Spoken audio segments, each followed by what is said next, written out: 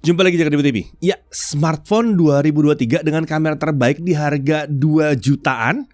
Ya, Samsung Galaxy A14 LTE ini bisa menjadi kandidat kuat untuk gelar yang satu itu. Samsung memang menyebutkan kalau mereka menawarkan kamera keren di smartphone yang baru ini. Sepintas kalau lihat spesifikasi kameranya, ini memang sudah terlihat berbeda. Ada main kamera dan ada ultra wide di sistem kamera utamanya. Lalu dia juga punya hal yang penting banget dan jarang dijumpai di smartphone di bawah 3 juta atau bahkan sampai 4 juta pun jarang. Dual mikrofon. Tapi kemampuan kamera kan pastinya nggak bisa dilihat cuma dari spek dan jumlah kamera yang ditawarkan kan. Harus dibuktikan lewat pengujian, bener nggak? Jadi mari kita langsung kupas tuntas Samsung Galaxy A14 LTE yang satu ini. Ada chargernya nggak ya? Ya, Samsung Galaxy A14 LTE. Sesuai dengan namanya, ini adalah penerus dari Galaxy A13. Waktu dulu nyobain Galaxy A13, kita tuh udah cukup terkesan ya dengan kemampuan kameranya. Waktu nyobain Galaxy A04s pun beberapa bulan yang lalu, kemampuan kameranya tuh terasa seperti kekuatan tersendiri, kemampuan tersendiri yang spesial untuk kelas harganya. Kalian belum tahu bahwa kita udah pernah review smartphone itu yang murah-murah dari Samsung itu? Mungkin karena kalian belum subscribe. Makanya subscribe dan ditekan itu tombol notifikasinya supaya nggak kelewat kalau ada review baru yang kami tayangkan ya. Oke, balik lagi ke Galaxy A14 LTE ini. Apakah smartphone ini juga punya kamera yang mumpuni? Lalu ada hal lain apa yang ditawarkan sama yang satu ini ya? Kita mulai dari paket penjualannya dulu.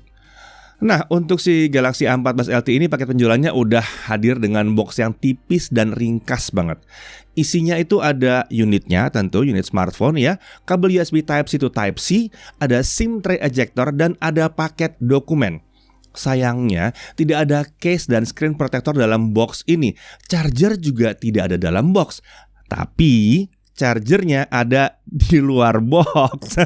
Jadi tetap ya, ada chargernya di luar box. Iya, chargernya ini adalah travel adapter charger 15 watt dari Samsung.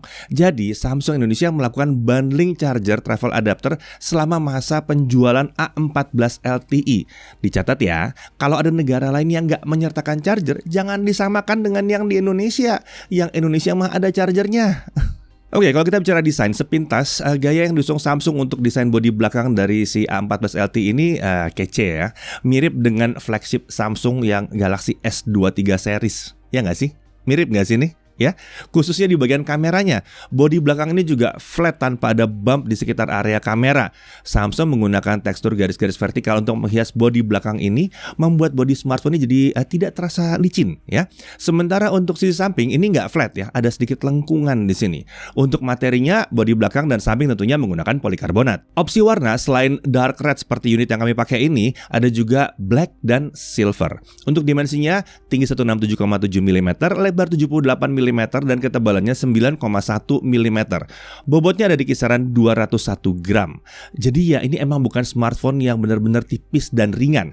Agak sedikit tebal dan bobotnya memang agak berat ya. Tapi ini sudah lumayan oke karena ya sebetulnya mirip-mirip aja dengan yang lain. Oke, sekarang kita lihat sisi kanan. Di sini ada tombol power sekaligus fingerprint scanner. Lalu ada tombol volume up and down. Di atas ada mikrofon. Ya, jelas ada mikrofon dong. Di kiri ada SIM tray non-hybrid. Jadi bisa 2 nano SIM plus micro SD. Dan ini mendukung penggunaan micro SD sampai dengan 1 terabyte. Di sisi bawah ada audio jack, mikrofon, USB Type-C, dan ada speaker. Ya, terlihat ya kalau smartphone ini punya dual mic. Ini langka banget di kelas harganya. Sementara kalau untuk speaker, ini cuma single speaker aja. Kualitas speaker di smartphone ini terbilang relatif cukup baik ya untuk kelasnya. Volumenya juga udah mencukupi, walaupun belum yang paling luar biasa lah. Beralih ke depan, ini adalah layar 6,6 inci, panel PLS ya. Ini adalah panel sekelas IPS dari Samsung sendiri yang sudah cukup terkenal ya kualitasnya ya. Resolusinya adalah Full HD+, refresh rate-nya 60 Hz. Untuk brightness, berdasarkan pengujian kami, dia bisa mencapai di atas 450 nits untuk penggunaan di dalam ruangan. Jadi terbilang cukup tinggi nih tingkat kecerahannya ya. Untuk color gamut, tidak ada mode tampilan layar di smartphone ini. Jadi saat kami coba, hasilnya gamut coverage dan volumenya itu bisa mencapai sekitar 100% sRGB. Sayangnya emang untuk bezel di sekeliling layar itu belum bisa dibilang tipis-tipis banget ya, khususnya untuk atas dan bawah. Kemudian ada earpiece di bezel atas layar, dan ada kamera selfie yang ditempatkan di notch kecil di area atas layar. Ini biasanya disebut Samsung sebagai layar Infinity V ya. Nah, kamera ini adalah kamera 13 megapiksel f2.0 fixed focus. Untuk rekaman video dia sampai dengan 1080p 30 fps. Di area belakang ini ada triple kamera. Kamera utamanya 50 megapiksel main kamera f1.8 autofocus tentunya. Lalu ada 5 megapiksel ultra wide kamera bukaannya f2.2. Kemudian masih ada 2 megapiksel makro kamera f2.4. Ada LED flash tentunya di sini ya. Nah, untuk video recording itu sampai dengan 1080p 30 fps. Sayangnya emang sampai 1080p 30 aja, nggak ada yang 60-nya. Tapi ya untuk harga segini udah cukup oke sih sebetulnya ya. Nah, untuk fitur-fitur ada Pro Mode untuk foto, lalu ada panorama, ada portrait, ada food mode, dan ada auto HDR. Beralih ke spek internalnya ya. Nah, dia menggunakan SoC Exynos 850 dengan fabrikasi 8 nanometer. Memang ini bukan SoC yang bisa dikatakan luar biasa super kencang untuk kelas harganya, tapi sudah mencukupi lah ya untuk kelas harga segini. Untuk pasangan RAM dan storage ada opsi 4GB RAM dengan storage 128GB dan 6GB RAM dengan storage 128GB. RAM-nya ini menggunakan LPDDR4X. Sayangnya untuk storage dia baru menggunakan eMMC ya, tapi nggak terlalu masalah sih sebetulnya.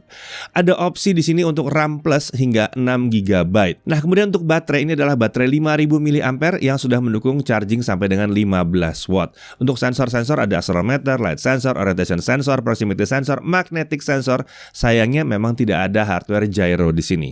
Nah, kemudian untuk konektivitas ya tentunya karena dia LTE ya, jadi 4G bisa, 2G, 3G, 4G bisa. Dan ini rasanya bukan sebuah masalah karena ya toh 5G sekarang juga tetap butuh 4G dan ini mengakibatkan 4G akan sangat lama masih umurnya ya.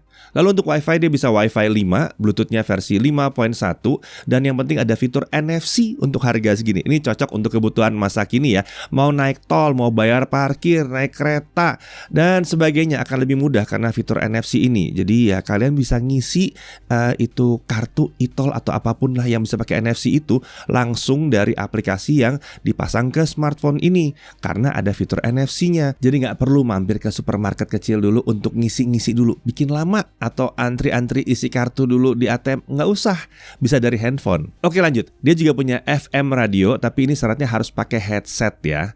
Nah, FM radio ini memungkinkan kita dengerin hiburan tanpa harus keluar kuota. Kemudian kalau dipertanyakan USB OTG atau enggak, ya USB-nya support OTG seperti biasa. Nah, untuk keamanan dia punya side fingerprint scanner dan tentunya ada face unlock juga. Untuk OS dia menggunakan One UI Core 5.1 dengan Android 13. Iya, ini langsung menggunakan Android versi terbaru. Samsung menjanjikan update versi Android sebanyak 2 tahun ya. Dan untuk security update sampai dengan 4 tahun untuk smartphone ini. Ya, memang ada aplikasi yang diinstal secara otomatis setelah setup awal, tapi ini nggak banyak ya dan nggak ada yang aneh-aneh di sini. Kayak terkurasi dengan baik sih ya. Iklan, wah ini sih bersih. Paling ada lah iklan dalam bentuk rekomendasi game di dalam game launcher. Tapi kayaknya ini wajar-wajar aja ya. Nah, karena ini menggunakan varian core, sayangnya emang ada beberapa fitur khas One UI seperti Samsung Knox, Edge Panel, dan Adapt Sound itu nggak ada di sini. Tapi separate app sound dan game launcher masih tetap ada ya. Navigasi di UI ini memang nggak bener-bener selalu terasa yang mulus lancar banget. Ya, ini memang efek dari SoC yang digunakan karena hanya mengusung 8 Cortex A55 saja tanpa Cortex A7 sekian series ya. Tapi untuk sebuah smartphone dengan SoC yang hanya pakai A55 semua, si A14 LTE ini sebetulnya sudah melampaui ekspektasi kami masalah kenyamanan pakai. Oke, sekarang mari kita lanjut ke pengujian performa. Kita lihat benchmarknya dulu. Untuk Antutu 8 dia dapat 137 ribuan ya. Lalu untuk Geekbench 5 single core di 179 dengan multicore di 1108. Untuk 3D Mark Slingshot Extreme OpenGL ES 3.1 graphics score-nya ada di 765. Sementara itu untuk kestabilan 3D Mark Wildlife Stress Test tanpa kipas nih ya. Base score-nya 143 dengan lowest score di 138. Jadi kestabilannya ada di 96,5%. Stabil ya. Kemudian untuk GFX Bench T-Rex Offscreen itu kita dapat 24 fps. Oke, sekarang kita lanjut untuk gaming gimana? Ya, kalau lihat dari SoC yang digunakan, jelas ini bukan smartphone yang ditujukan untuk gaming, tapi nggak ada salahnya ya kalau kita coba aja untuk gaming. Kan kalian pasti tetap mau menghibur diri sendiri dengan main game walaupun gaming tipis-tipis, ya. Seperti biasa, kalau di smartphone Samsung kita selalu aktifkan alternate game performance mode di dalam game booster untuk mendapatkan performa terbaik di dalam game. Ya, ada juga loh di Galaxy A14 LTE ini. Pertama-tama kita coba Subway Surfer. Game ini masih bisa dinyalakan dengan mulus sekali di 60 fps. Cuma sesekali aja ada turun frame rate, tapi itu pun masih di kisaran 50-an fps. Nggak sampai bikin gamenya patah-patah. Jadi masih oke banget. Kemudian kita coba game Free Fire Max. Kita jalanin game ini dengan kualitas tampilan paling rendah. Hasilnya saat kami coba game ini bisa jalan di kisaran 38-47 frame per second. Kadang-kadang dia bisa turun ke kisaran 30-an fps kalau lagi rame banget ya. Ya memang ini kita bukan dapat kenyamanan level e-sports untuk bertanding, tapi masih bisa dimainkan lah ya, lumayan. Lanjut ke Mobile Legends. Kami menggunakan setting smooth dengan shadow off. Hasilnya, game masih bisa berjalan di kisaran 50-60 fps saat battle tidak terlalu rame. Sementara saat battle yang rame terjadi, frame rate bisa turun sampai sekitar 40 fps. Untungnya, itu tidak membuat jadi nggak nyaman dimainkan, masih bisa dimainkan. Oh ya, hasil tadi itu diambil di match keempat yang kami mainkan secara berturut-turut ya, dan performanya tidak jeblok. Walaupun kita sudah main game sampai sekitar setengah jam lebih. Memang kalau untuk level kompetitif atau level kompetisi ini belum begitu pas. Tapi kalau cuman buat having fun aja, untuk casual aja, sudah cukup sih. Oke, sekarang kita lanjut ke pengujian kamera, tapi seperti biasa sama Chris ya. Oke, di tangan saya kali ini sudah ada Samsung Galaxy A14 nih teman-teman. Jadi saya lagi nyobain kameranya dan mari kita cari tahu seperti apa kemampuan kameranya. Yang pertama saya pengen cari tahu adalah kemampuan mikrofonnya seperti biasa. Yang teman-teman denger ini adalah suara langsung dari mikrofon smartphone-nya. Saya nggak pakai mikrofon eksternal. Dan hasilnya kalau dipakai misalnya untuk vlogging, hasilnya seperti ini nih. Kalau menurut saya sih, ini simple sih. Untuk 2 jutaan ya, susah ngelawan mikrofonnya Samsung ya. Pertama, dia udah dual mikrofon. Dimana smartphone lain tuh 2 jutaan sekarang udah pada pakai single mikrofon doang.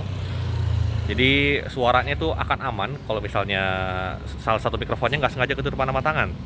Dan dari segi kualitasnya sendiri juga ini luar biasa sih kalau saya bilang ya. Ini tanpa mikrofon eksternal pun udah siap untuk dipakai vlogging. Jadi gampang lah kalau Samsung tuh dari A13 kemarin juga ini adalah mikrofon entry level yang saya bisa bilang paling bagus lah. Nah kalau teman-teman nggak percaya, ini saya kasih denger deh dengan mikrofon smartphone 2 jutaan yang belum lama kita review sih ini. Teman-teman bisa dengar yang ini hasilnya seperti ini. Nah suara yang lagi kalian denger ini juga suara langsung dari mikrofon smartphone-nya. Saya nggak pakai mikrofon eksternal. Ya kualitas suaranya jadi seperti inilah. Sayangnya dia cuma single mikrofon sih. Jadi hati-hati aja jangan sampai mikrofonnya ketutupan sama tangan. Dan sekarang suara yang lagi teman-teman denger ini suaranya Samsung Galaxy 14. Di sini lagi nggak terlalu kondusif sih sebetulnya. Lagi ada pembangunan di sana, jadi ada suara mesin berisik lah di sini. Tapi teman-teman bisa dengar suara vokal saya masih jelas banget di sini. Ini nggak ada lawan lah kalau mikrofonnya Samsung kelas harga segini. Di smartphone lain mikrofon tuh jarang diperhatiin, bahkan dipangkas. Di Samsung cukup serius deh urusan mikrofon. Good job Samsung.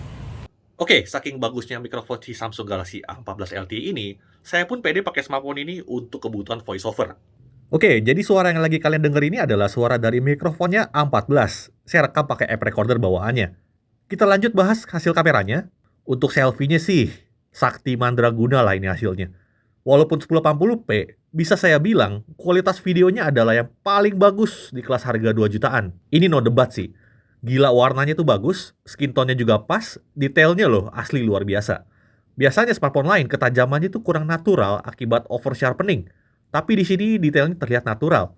Belum yang bisa balancing highlight shadow yang luar biasa sih, tapi exposure di wajah masih terbilang baik. Sayangnya memang kameranya ini belum dilengkapi stabilizer. Jadi videonya kalau dibawa jalan kayak begini terasa guncangannya. Pakai tripod kecil atau tongsis aja ya kalau mau videonya lebih stabil. Kamera utamanya seperti ini. Detailnya juga terbilang oke di sini, cuma dari segi warna terlihat lebih saturated ketimbang kamera selfie-nya.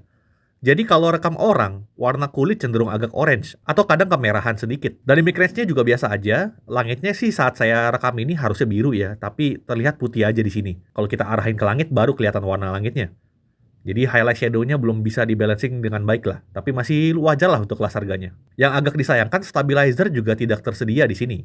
Andai aja Exynos 850 ini support stabilizer, mungkin bakal lebih gila lagi nih kameranya. Makin pusing brand lain nyusul kemampuan kameranya Samsung ini. Tapi ya udahlah ya, ini aja udah susah dilawan. Untuk ultrawide-nya videonya bisa rekam 1080p 30 juga, dan untuk kualitasnya juga masih mencukupi selama cahayanya ideal. Dari microLED standar dan stabilizer juga tidak tersedia di sini. Lanjut ke low light videonya, selfie-nya kayak begini, dan menurut saya sih hasilnya masih sangat baik ya. Noise-nya minim, detailnya juga masih oke, warna masih terjaga. Salut sih ini, bagi saya kurang stabilizer aja videonya. Kualitas gambarnya mah udah oke banget ini. Kamera utamanya seperti ini, hasilnya juga masih oke, tapi setelah saya perhatikan lebih lanjut, gambar yang dihasilkan lebih gelap sedikit dibanding selfie-nya. Cuman kalau urusan detail juga masih terjaga di sini. Kalau ultrawide-nya, baiknya pakai pas terang aja ya. Kurang oke nih ultrawide-nya untuk video low light. Untuk fotografi, ini lebih sakti lagi sih. Samsung Galaxy A14 LTE ini juga salah satu kamera terbaik di kelas 2 jutaan untuk fotografi. Gini, saya kasih contoh sederhana deh. Biasanya di smartphone lain, HDR dan portrait mode itu biasanya adalah dua fitur yang jarang aktif berbarengan. Biasanya harus pilih salah satu. Ketika pakai mode portrait, biasanya dynamic range kurang. Kalau mau HDR bagus, biasa pakai mode autonya aja. Tapi ajaibnya, Exynos 850 di Samsung A14 ini bisa dua-duanya. HDR-nya dapat, portraitnya juga dapat. Baik kamera selfie-nya ataupun kamera utamanya. Ini sih luar biasa ya. Jarang ada yang bisa. Sama satu lagi nih, jangan lupa. Masih ada kamera ultrawide-nya. Di saat smartphone lain pada milih buang kamera ultrawide dan memilih kamera ultrawide, Samsung masih ada nih. Walaupun memang kamera ultrawide-nya ini detailnya kurang ya, jangan di pixel peep lah. Meski saat kondisi cahaya ideal, kameranya memang nggak ngasih detail sebaik kamera utamanya. Ya, ada ultrawide aja kita harus kasih apresiasi ya. Nggak nyangka dari semua brand malah Samsung yang masih mempertahankan kamera ultrawide-nya. Untuk foto saat low light, hasilnya ternyata masih oke, detailnya masih lumayan, bersih dari noise juga, cuman kemampuan dia menangkap cahayanya tergolong kurang sih memang ya. Dan sayangnya tidak ada night mode di sini. Jadi kalau low light, minimal masih ada lampu di sekitar ya. Jangan yang gelap-gelap banget. Oh iya, kalau ultrawide-nya juga baiknya pakai pas terang aja ya. Kalau untuk low light, ultrawide-nya agak kurang. Oke, itu dia kameranya Samsung Galaxy A14 LTE. Saya kagum sekali sih sama hasil kameranya dan mikrofonnya. Rekomendasi yang sangat mudah untuk kalian yang mencari kamera smartphone terbaik untuk kelas harga 2 jutaan. Good job Samsung. Oke, gimana kameranya? Kita lanjut deh sekarang ya ke pengujian baterai. Local video playback 1080p. Berdasarkan perhitungan kami ada di kisaran 18 jam. Ini hasil yang terbilang cukup baik untuk smartphone 2 jutaan dengan baterai 5000 mAh. Terutama kalau mengingat banyaknya smartphone dengan baterai 5000 mAh yang belakangan ini daya tahan baterai cuma sekitar 15-16 jam aja dalam pengujian yang sama. Jadi untuk baterai decent. Lalu untuk streaming YouTube 1080p 30fps non HDR itu selama 30 menit baterai hanya berkurang 3%. Mainan TikTok selama 30 menit swipe ya, baterai berkurang sekitar 4%. Di sini lagi-lagi terlihat untuk nonton dan sosmed penggunaan baterainya tergolong wajar. Oke, sekarang untuk menyesuaikan dengan charger bawaan, pengujian charging kita lakukan dengan charger Samsung 15 watt ya. Nah, oke, dari 2% sampai 50% itu butuh waktu sekitar 51 menit. Sementara untuk mencapai 100% full dibutuhkan waktu 2 jam 5 menit. Ini hasil yang bisa dikatakan wajar, mengingat dukungan chargingnya memang cuma sampai 15 watt dan baterainya lumayan besar di 5000 mAh. Oke, kita lanjut ke pengujian Netflix ya. Ini udah langsung Widevine L1. Ya, langsung Widevine L1. Dukung streaming sampai resolusi Full HD. Ya, kalau HDR sih tentunya belum didukung di sini. Untuk YouTube, streamingnya ini bisa nyampe 1080p 60fps. Lumayan. Dan udah lancar ini, nggak ada patah-patahnya di 1080p 60fps. Untuk haptic feedback secara standar tidak diaktifkan di keyboard bawaan dari One UI 5.1 ini, tapi kita bisa aktifkan secara manual kalau dibutuhkan. Saat kami coba buat ngetik, itu getarannya terasa sedikit kasar ya, tapi nggak sampai terasa mengganggu. Cukup kuat, tapi getarannya memang agak panjang rasanya. Kalau untuk Wi-Fi sharing gimana? Ini bisa, dan bisa di 5 GHz maupun 2,4 GHz. Seperti biasa di smartphone Samsung kita harus pakai SIM card dan nggak boleh pakai airplane mode ya kalau mau pakai fitur yang satu ini. Untuk notch, apakah bisa disembunyikan? Bisa, ada opsi pengaturan untuk tiap aplikasi apakah notch ingin disembunyikan atau mau dibiarkan tampil. Ini menarik ya, karena akhir-akhir ini banyak smartphone yang udah nggak punya opsi seperti ini. Nah, untuk harganya, harga resmi dari Samsung untuk yang 4128 adalah 2.399.000 dengan harga flash sale di Rp2.299.000. Sementara untuk yang 6128 itu di Rp2.699.000 dengan harga flash sale di Rp2.599.000. Nah, untuk flash sale awal perilisan ini dimulai dari tanggal 8 sampai dengan 12 Maret 2023. Jadi masih ada sedikit waktu ya kalau mau beli smartphone ini dengan harga flash sale. Nah, selama periode flash sale, selain ada harga spesial, ada juga bonus wall charger dan langganan YouTube Premium serta Spotify Premium. Nah, kabar gembiranya, travel adapter charger 15 wattnya itu akan tetap dibundling selama unit A14 LTE ini masih dijual di pasar Indonesia. Asik ya. Nah, hal yang perlu diperhatikan. Pertama, performa SoC-nya udah terbilang bukan yang luar biasa kencang ya. Untuk navigasi di One UI-nya masih belum benar-benar terasa mulus seperti kelas flagship-nya tentunya. Lalu pertanyaannya, kenapa Samsung masih tetap pakai Exynos 850 ini? Menurut kami mungkin karena ISP dari SoC yang satu ini atau Image Signal Processor yang ngurusin foto dan video. Ini potensinya emang tinggi banget. Ya, emang keren banget kualitasnya ya. Jadi kalau mau menawarkan keunggulan sisi kamera dan mau barangnya murah, Samsung harusnya pakai SoC yang satu ini. Keren banget hasilnya.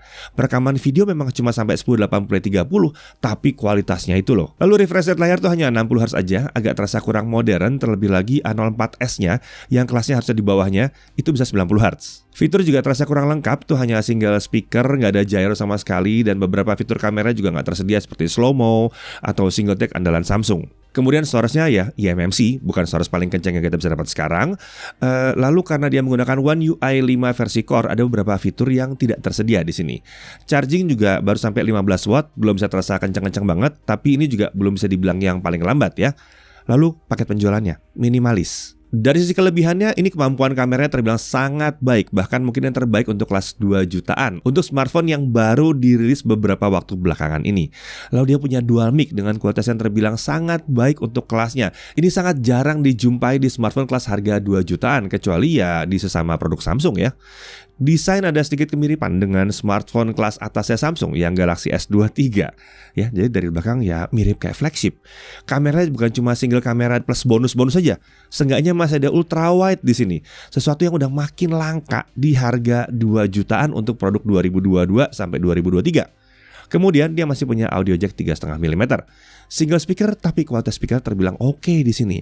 Kemudian dia punya NFC, jadi fungsinya bisa beragam nih.